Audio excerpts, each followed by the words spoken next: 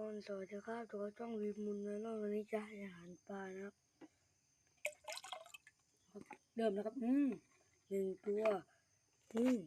กำลังไล่กันนะเราตัวเดียวนะ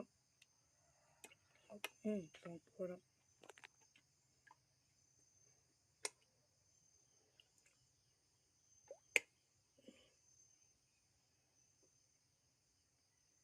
หมดแล้วเหรอกินหมดไวจริงๆยังไม่หมด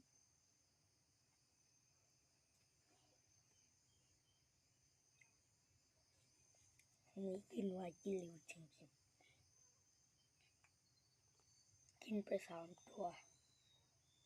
ครับทำไรครับยังเหลือนะครับหยุดแล้วครับปักกั้งจะกินปักกัด